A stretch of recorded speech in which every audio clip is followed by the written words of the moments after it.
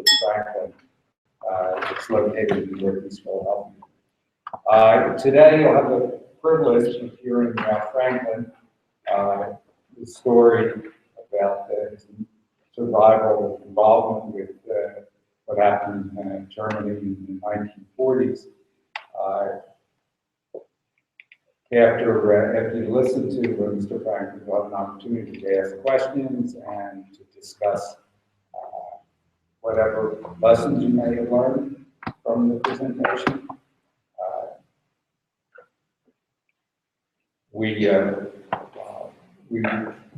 make these presentations because we want students, your generation, all generations, to learn about this period of history and to hopefully apply the lessons that come out of the period in the hopes that we will avoid similar things from happening again in the future that unfortunately have happened in other places in the world, in Darfur,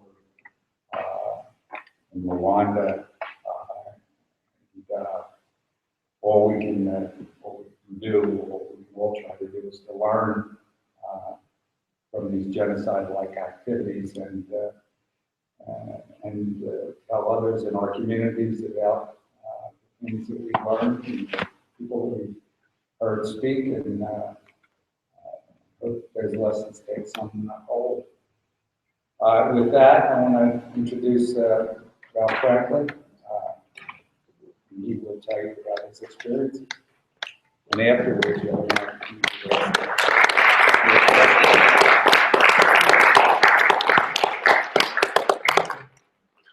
Well, it's a pleasure to be here. Let me just say, first of all, that my son graduated from the Friends School in Aberdeen, across grade. Okay, I was born in 1928. That's ancient history almost. And in a small town in eastern Germany. This was an agricultural area. No big industries, usually no commercial businesses. It was all farmland, and it was just a few miles away from the Polish border. Now that would have changed apparently all the time during history. Part of the time this city or this area was in Poland, part of the time it was in Germany. When I was born, it was Germany. My grandfather was born in the same town in Germany. So we've been around in that part of the world for a long time. So in 1928, there was already some kind of stirring around of political ideas in Germany. Hitler was alive and well. He had been in prison. He had been in the First World War. He had caused a lot of problems to the German people, not to the people, to the German government way back then. They tell me, but I was too young to know about those things. I ended up going to first grade in the only public school. This town had about 6,000 people in it. And I did all right. There were no real problems at that time. By the way, for your information, in those years, they didn't use pencil or pens and paper. They used slates with some kind of chalk or crayon to do their work, their homework, and their lessons in general. The paper and pen came out later. So this was in 1930 or 3. I was 7 years old in second grade when my parents unfortunately separated, and my mother took me to another small town where her parents lived, just maybe 50 miles or less away from my birthplace. Now this was a very small, well, a village, it wasn't a town. There were less than 1,000 people living in this community, and our own area where we lived was even smaller. It was a few miles away from the main village. So they sent me to school. I walked to school every day, like the other kids from this community. This school was a public school, 3 rooms, a 3-room schoolhouse, a little bit smaller than this school here. We had 3 teachers, 3 rooms. First and second grade was 1 teacher in 1 room. Third and fourth grade was the second teacher in another room. And 5th, 6th, 7th, and 8th grade combined were in the larger room with the last of the 3 teachers. Now this teacher was the principal. He was teaching 4 grades, all in 1 room. But the education was good.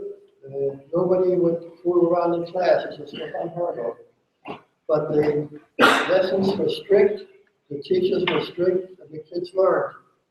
And if you made a mistake in spelling, or if you made a mistake in math, you had to come up to the front of the room, and the teacher had a stick, not a ruler, but a stick from a tree, from a branch, and you got to hit on the head real hard, and you never made that same mistake again. That was my education. In 2nd, 3rd, 4th, and then I got into 5th grade, into the main room, and we learned our lessons, geography, English, German, math, a little bit of science, everything that you would learn in 5th grade. I was a good student, got good report cards. And in the morning of November the 10th, 1938, everything changed.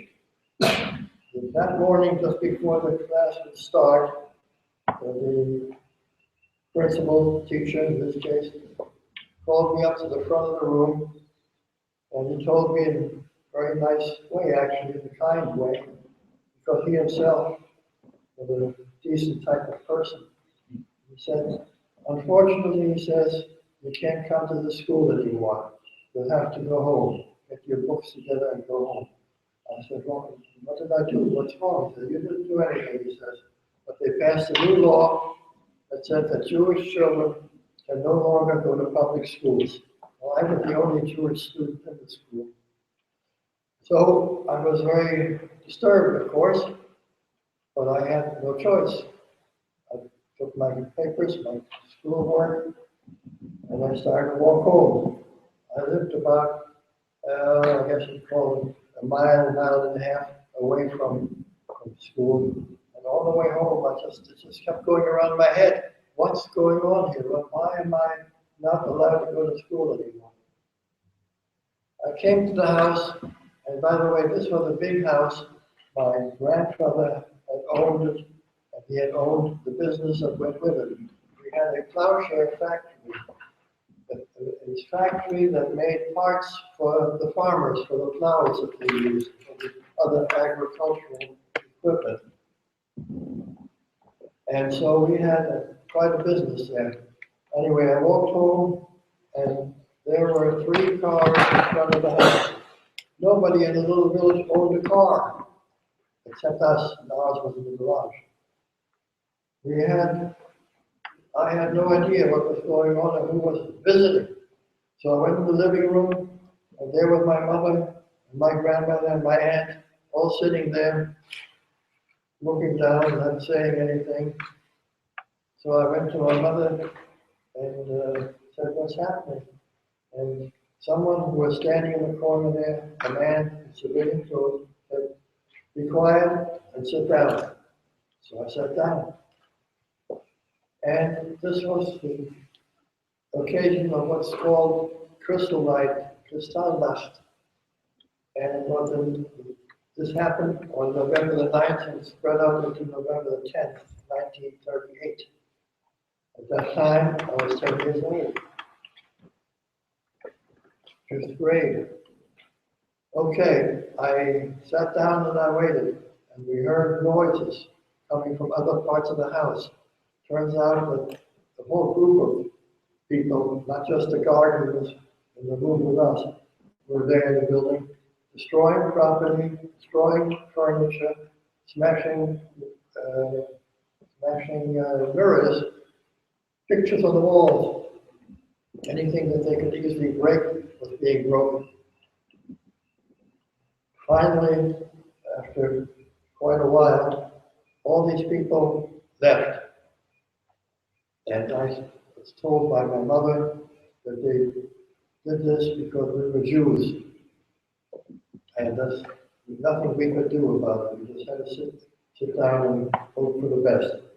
The best, however, was not happening. They took my uncle, arrested him, and took him along with them, and he was no longer with us. I found out later that my father, who was still in the other town, was also arrested on the same day, at the same time. What was the charge? No charge. They were Jews. That's all. That's why they were arrested. Found out that almost all Jewish men aged 16 and over were arrested on that same day and sent to places called concentration camps. Now, what's a concentration camp? It's a prison, but it's not the same as the type of prison where a burglar or a robber was sent after a trial. There was no trial.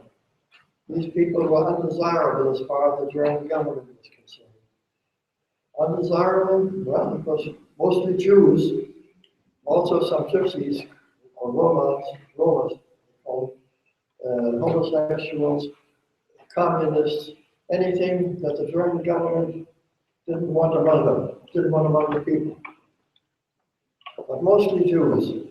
And we found out later also that there were some Protestant and Catholic ministers, preachers, were also sent because they had been preaching from the pulpit that all mankind is the same. Well, the Germans didn't think so. The Germans said they are a different race. Now they called Jews a race rather than religion. But whatever, they considered them inferior and they didn't want Jews to mix with the general population. Okay, 1938. What else happened? They passed another law, and I say law in quotation marks because it's not like in this country where the legislature that passes laws, the president signs the law. They passed a law saying that Jews were no longer allowed to own property, and Jews were no longer allowed to operate or own a business. So we had a very nice house. We had a well-organized, well-run business, and we had to sell it. Well, sell is another thing. Usually, if you sell something, you have a chance to get offers from people who are interested in buying. You negotiate. Nothing like that here. Whoever came along and made an offer, that's it. We had to take it because we had a deadline, a time deadline. So someone did come along and made an offer. The guy himself apparently was a really decent guy, but he knew that we really couldn't refuse any offer he made. And so he offered an amount of money, I was told later, which was just enough to pay off the bank loan. We had a mortgage for the house and we had a loan for the business. The amount he offered was enough to pay that off, but not enough for us to have anything. So, in the meantime, we didn't, when you sell a business, you have to have the knowledge of how this business was run, how the books were handled, how the technicalities of the sale of a business can be quite technical. So, my grandmother, who was then the legal owner of the business, well, she was a very nice old lady. She was a good cook. She was a good housekeeper, but she knew nothing about running the business. The person who had been running the business was my uncle, and my uncle was in a concentration camp. This concentration camp, which was called Sachsenhausen, by the way, you have probably never heard of that one, but they had hundreds of them actually. There was a few which were very infamous and have been in the public's eye, and other people have talked about them from time to time. This was not one of those. This was a labor camp. And it was in the middle of, in northern Germany. But he had been able to write to us like once every couple of weeks. And all he could ever say is that he was well and we shouldn't worry about him. Well, we did worry. Anyhow, my mother went to the Gestapo, secret German police, state police, and explained the situation that we are complying with their law and that we're selling the business, but we can't be fair to the buyer because we can't really tell them how everything was being run and what to do with the procedures. And only not my uncle, who was still sitting in the concentration camp, would be the one person who had the technical knowledge of how this business was run. So they did let him out of the concentration camp. And he came home one day, all bandaged up, his hands were bandages. We found out that he and most of the others had been put on work details outdoors in freezing cold weather during the road, and no protective clothing, not even gloves, and they suffered from frostbite and other ailments. But he was home, and we were happy to have him home. The deal was completed, the sale was consummated, and the new owner was to take over at a certain time. In the meantime, we were no longer the owners of the business, and we were no longer the owners of the house. And the German government passed another law. This law was that all Jews had to get out of this particular province of Eastern Germany, and they could go, they could do whatever they want, but they can't stay and live in this area of the country anymore. So we went, my folks were able to rent a small apartment in Berlin, the capital. Berlin's a big city. It was at that time, I guess, double the size of Philadelphia, maybe half the size of New York, big town. Okay, so we all joined together and had this very small apartment in Berlin. And what did we live on? Well, we had a lot of very nice and expensive furniture, some of which was not completely destroyed by the Nazis. And my grandmother had a lot of friends among the farm population of the area. But most of the people were very decent people. They didn't like this government, but they had no choice about it. They were all stuck with it. So she was able to sell some of the furnishings, some of the linens, all sorts of nice things that we had to some of the farming families. And they paid a decent, whatever the price that they were willing to pay. Of course, it was all the sacrifice, because they also knew that we didn't have much choice, we had to get out by a certain time. But they offered us some kind of money, and it was enough for us to live on for a while. So my grandmother took this money and she sewed it into her underwear. Then we'd have something for the next year or so. Shortly after we got to Berlin, my grandmother was able to get out of the country to America. My uncle had been able to get out through a special program to England. Now, this was before Germany was at war with England, just before. The time was early 1939. My grandmother had 4 brothers. We had left Germany way back in 1901 and had come to the United States to try to make a new life, although they didn't have to leave Germany at that time. But we found, like many other people from various European countries, that America was the land of the future. And here's where you can make a good living, here's where you can have a good life. And 4 of these brothers, the Bird brothers, went to America, all of them to Philadelphia. Well, at that time in 1939, 2 of them were still living. By that time, they were pretty old. One of them had a men's clothing store in the Kensington area, front and Dauphin Streets. The other one had a ladies' shop on Germantown Avenue, but not around here, in North Philadelphia, above Lehigh Avenue. So these were two brothers who were making a good living, doing business, and owning a house, and so forth, all in Philadelphia. My grandmother was able to be sponsored by the two brothers, and she came to the United States almost immediately after we moved to Berlin in 1939. My uncle was in England. What happened in September 1939? Germany marched into Poland, declared war against England, overran all of France, followed Belgium, Holland, and Germany was ready to conquer the world.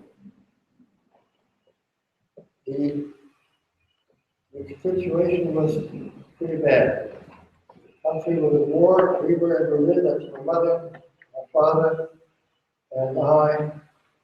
My father lived with his parents, and my mother and I lived in a very small one-room section of a sublet apartment with another family. But we survived. My father was still at that time in a concentration camp. My uncle and myself had been freed, and we went to England. What happened to him in England when Germany declared war? Well, he was in England with a German passport, and England arrested him. You're an enemy alien. You have a German passport. They knew, of course, that he wasn't really their enemy. He was driven out by the German government, but technically he was an enemy. But they sent him to a prison camp, but this was a very much more humanitarian situation. And eventually they sent him to Canada, where he was freed, became a Canadian citizen, married a Canadian woman, lived there for the rest of his life. That left my grandmother, who was now on her way to America to visit on a permanent basis with the two remaining brothers. And the rest of us, my mother and my father, even though they were separated, were trying to get out. And we had applied also to the United States. The United States didn't make it too easy. This was right after the main Depression years, in the early 1930s and mid-1930s, and Congress and the President, President Roosevelt, were not in a position to just say, come on into this country, you're welcome to this country. But they were afraid, politically afraid, that too many people coming into the United States from anywhere would take away jobs of the Americans who were looking for jobs. And then maybe we would have to go on public welfare and be supported by the people of the United States. Well, we had no intention of being supported by the people, but of course, technically, we were coming in, and what would we do? So an affidavit had to be provided by American citizens, which was showing that they would support us if necessary, that we would not be a burden to the people of the United States. Well, my two uncles did issue such an affidavit. They were pretty well to do, they were businessmen, they owned their homes, they owned the businesses. And they supplied this to the immigration authorities, and everything looked okay. Until the immigration department said, these people who gave this affidavit of support, they're pretty old, they're in their 70s. What happens when they die? You'll have to go, all of these new people will go on public assistance. Well, my Uncle Philip had two sons who never heard of us before. One was an architect and one was a physician. Not knowing us at all, they still agreed, co-signed the affidavit. This was good enough for the American authorities. Now they knew that we would be taken care of and that we would not be a burden to the public. So they gave us a quota number, and we, just like many other people who were trying to get out of the country, had a number. We were waiting for the number to come up. And his number was always available to us through the American consulate, and it was way off in the distant future, it looked like. So here we were, stuck in Berlin. My grandmother had passed on the little bit of money that was left to my mother. We put it into her corset or underwear, and we lived on that. And living in Berlin was not too terrible, but it wasn't exactly pleasant either. We were not allowed to have a telephone, we were not allowed to have a radio, not allowed to have a camera. So we were restricted. But at that point, everything was, we were safe, it seemed like. My father was still in the concentration camp until a letter came in one day from the American consulate that they wanted to interview on a preliminary basis my mother and my father. And my father wasn't available. So my mother went to the Gestapo. By the way, Gestapo stands for Geheime Staatspolizei, which is secret state police. A lot of abbreviations were being used. And she went to the Gestapo and showed them the letter from the Americans. The Americans were still neutral. They were not in the war. This was late 1940s. England and France were fighting. Russia was fighting against the Germans. America was neutral, although we helped England a great deal, but we were neutral. So the Gestapo said, okay, if it has to come to the Americans, we don't want to upset our neutral friends, as they call them, and they let them out of the concentration camp. So my mother and father were able to visit the American consulate. They had to talk, whatever they had to do, I was not there. And they said everything is going along and it won't be long that you'll be able to get out of the country. Go get yourself a passport, and when you're ready, we'll call you back. Okay, my mother came home and she told me the good news that it won't be too long. She mentioned, among other things, that she felt that she knew these American ladies, the secretaries of the consulate, because they were chewing gum. And she tried to explain to me what chewing gum was. I never heard of it, and it was unknown to me at that time. So, what else happened? Nothing. I went sitting in Berlin, what do kids do? Go to the movies, go to the zoo, go to a park, library. I couldn't do any of those things. I was a Jew. Jewish children, and Jews at all, were not allowed to go to movies or any other public places. So what I do, I go trolley cars. I got myself a ticket, the nickel approximately, and I went all through the city. Trolley car, buses, subways. I got to know the city very well.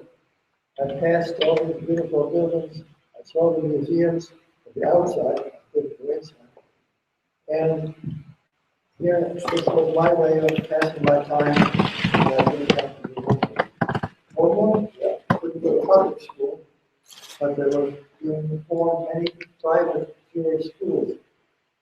And the teachers were primarily teachers who had been let go by the public school system. Because Jews didn't have jobs at that time. Not Jews couldn't have any jobs working for any non-Jewish companies or organizations. Okay, this was 1941 by now.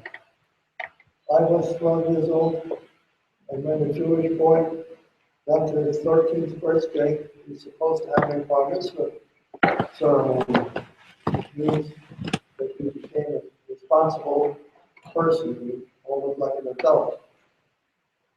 And I did have lessons for the bar mitzvah. From a rabbi, I had to capture a pole, and the time approached for me to have my bar mitzvah, and there were still a few Jewish synagogues which hadn't been destroyed, at least in Berlin. In the small towns, they were all destroyed. And we got ready for this event until the good news came shortly before this date, and we were ready for a visit to the environment, and that we had a date to leave the country. That date was March 11th, 1941. I was 12, almost 13. My birthday was March 15th. My bar mitzvah was scheduled for March 15th. We moved it up to March the 8th, because on March the 11th, we were ready to leave the country. So what happened in preparation? We had our final visit at the consulate. They gave us our American visa document, stamped onto the passport. The passport, by the way, was a standard German passport, with one exception. It had a big J stamped on the front of it. And when they could use it, which is the German word for Jew, happens to be both a J. And so we had a passport, and we were supposed to pack one suitcase per person, and we were supposed to take out of the country with us one suitcase and 10 German marks. This was before they had euros. 10 marks, the equivalent of $4 American. We packed our suitcase, there was a customs officer to make sure we put nothing illegal into the suitcase. Illegal. What was illegal? Any print material. We couldn't take any newspapers, or books, or anything printed. Well, here I was, I didn't know English, although we had English as one of our classes at the school that I went to. I did very well in math, science, did not do well in English. Very hard language to learn. I don't know how any of you guys do. Anyhow, the spelling and the pronunciation of words very much different from other languages. And complicated because the same letter can be pronounced so many different ways. Let's take the letter A, ba, ba. Takes means something. Takes A. The letter A is pronounced A. And different things like that. And so I had trouble with my English lessons. And if my mother hadn't helped me a little, I might have flunked the course. And I just made it with the equivalent of a D. I did got A's and B's and almost everything else, but not so here I was, by that time, besides going on trolley cars, I did a lot of reading, because that's one of the few things I could do.